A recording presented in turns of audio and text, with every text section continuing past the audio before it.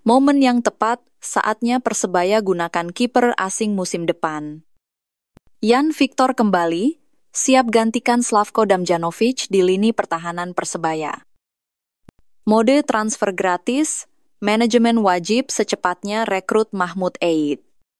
Azrul Ananda mengatakan, pemain inti musim ini 80% masih dipertahankan. Revolusi transfer, Persebaya bakal kontrak jangka panjang untuk pemain yang baru direkrut.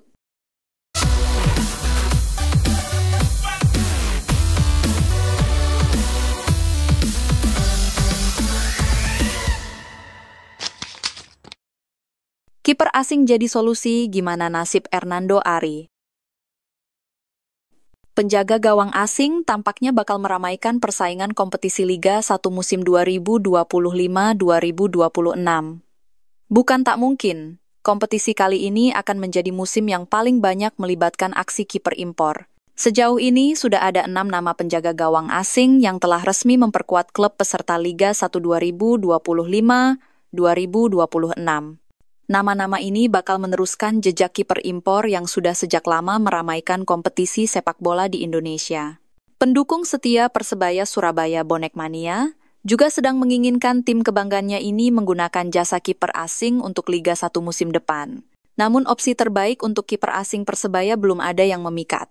Jika nantinya Persebaya Surabaya benar mendatangkan kiper asing, lantas gimana nasib Hernando Ari?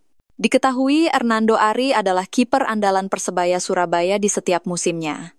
Namun penilaian musim ini Hernando dinilai penampilannya menurun. Menurut dulur semua, siapakah kiper asing yang pantas didatangkan musim depan? Tulis saranmu di kolom komentar. Datangkan Jan Victor untuk jadi pengganti Slavko. Setelah Slavko Damjanovic resmi diumumkan dilepas musim depan, manajemen Persebaya Surabaya saat ini sedang disibukkan mencari pengganti yang tepat. Satu sosok yang tepat untuk menggantikan Slavko Damjanovic adalah Jan Victor, mantan pemain Persebaya Surabaya yang saat ini berstatus tanpa klub. Jan Victor memiliki pengalaman dan kualitas yang dibutuhkan oleh Persebaya Surabaya dan mungkin bisa menjadi opsi terbaik untuk manajemen mendatangkannya kembali. Dengan pengalaman dan kemampuan Jan Victor, Persebaya Surabaya dapat meningkatkan performa tim dan mencapai kesuksesan di musim depan. Berdasarkan data statistik performa Jan Victor selama berseragam Persebaya di Liga 1 Indonesia musim 2023-2024, terdapat beberapa catatan yang patut diperhatikan. Victor telah bermain dalam 17 pertandingan, di mana dia tampil sebagai starter sebanyak 16 kali. Meskipun begitu, performa golnya terbilang minim, dengan hanya mencetak 1 gol selama musim tersebut. Dengan catatan impresifnya, manajemen wajib mendatangkan kembali musim depan. Gimana tanggapanmu dulur? Mengenai kembalinya Jan Victor musim depan, tulis di kolom komentar. Datangkan Mahmud Eid bisa angkut lagi gratis.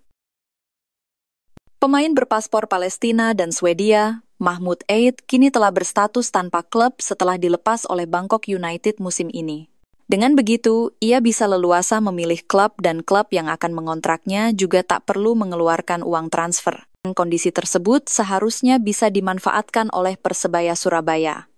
Jika manajemen mengontraknya, maka Eid bisa didatangkan secara gratis dan tinggal menyepakati gaji serta detail-detail lainnya. Gaji Mahmud Eid terbilang cukup besar. Mengutip dari laman Salary Sport, selama di Bangkok United, pemain yang berposisi sebagai striker itu mendapat gaji 12,5 juta rupiah per pekan atau sekitar 518 juta rupiah per bulan.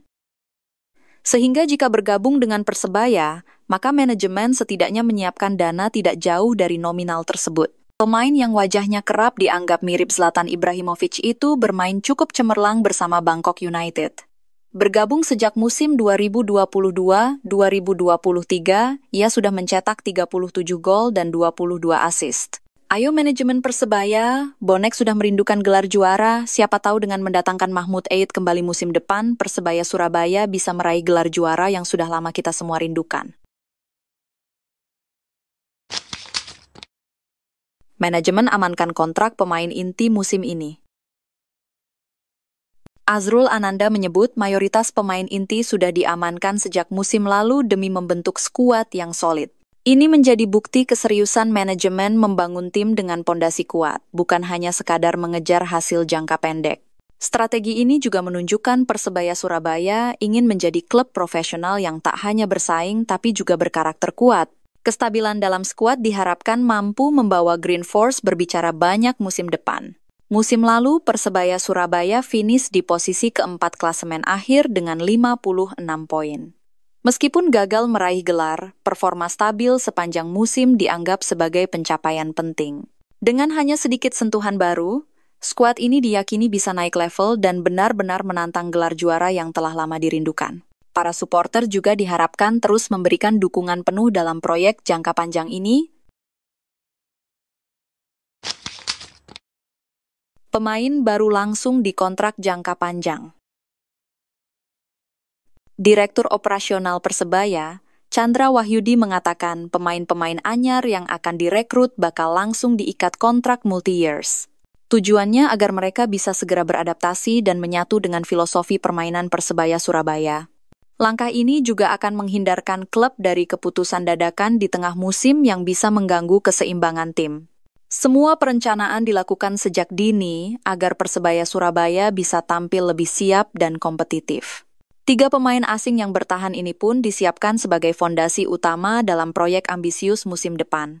Bruno Moreira, Francisco Rivera, dan Dejan Tumbas menjadi kombinasi ideal di 3 lini yang siap membawa Green Force berbicara banyak. Tak hanya bertahan, mereka akan menjadi tulang punggung dalam meraih target yang lebih tinggi di musim depan. Kombinasi pengalaman, kualitas, dan loyalitas membuat mereka tak tergantikan dalam skuad. Musim 2025-2026 akan menjadi pembuktian bagi Persebaya Surabaya mereka siap naik ke level berikutnya.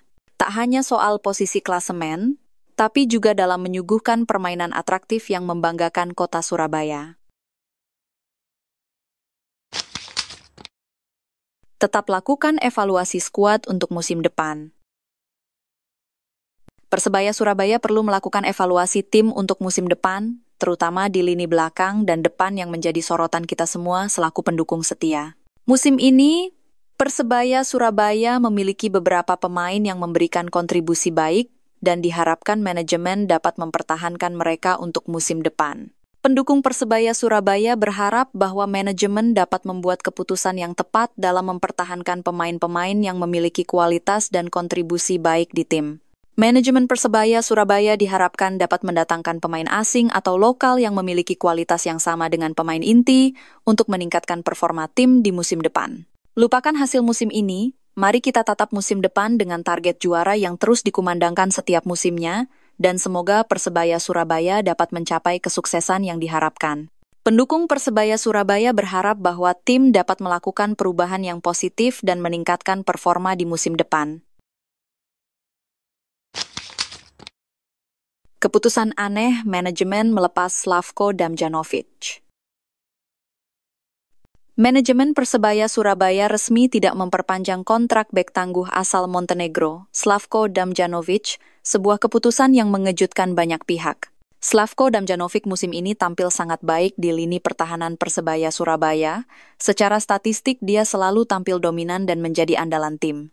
Namun, manajemen Persebaya Surabaya tampaknya tidak menghargai kontribusi Slavko Damjanovic dan memutuskan untuk tidak memperpanjang kontraknya, sebuah keputusan yang sangat mengecewakan. Manajemen Persebaya Surabaya seharusnya memperpanjang kontrak Slavko Damjanovic untuk musim depan, mengingat kualitas dan kontribusinya yang sangat besar bagi tim.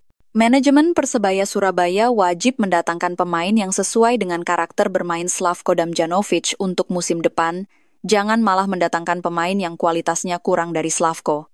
Kelemahan manajemen Persebaya Surabaya dalam mempertahankan pemain berkualitas seperti Slavko Damjanovic sangat disayangkan dan perlu diperbaiki. Gimana pendapatmu, Dulur, mengenai keputusan manajemen melepas Slavko Damjanovic? Sudah tepat atau belum? Tulis di kolom komentar. Komdis dirasa kurang adil memberikan sanksi. Komdis PSSI memberikan sanksi yang berbeda untuk 2 klub yang melakukan pelanggaran, membuat banyak pihak merasa tidak adil. Persebaya Surabaya dijatuhi denda 200 juta rupiah hanya karena menyalakan flare, sedangkan Arema FC yang melakukan pelanggaran lebih serius dengan oknum supporter melempari bus Persik Kediri hanya dijatuhi sanksi 20 juta rupiah. Perbedaan sanksi ini menimbulkan pertanyaan tentang keadilan Komdis PSSI. Apakah mereka benar-benar bersikap adil dalam menangani kasus-kasus pelanggaran? Pelemparan bus yang dilakukan oleh oknum supporter Arema FC dapat berdampak pada nyawa tim, namun sanksi yang diberikan terkesan ringan. Mohon kepada Komdis PSSI untuk bersikap adil dan konsisten dalam menangani kasus-kasus pelanggaran agar keadilan dapat ditegakkan.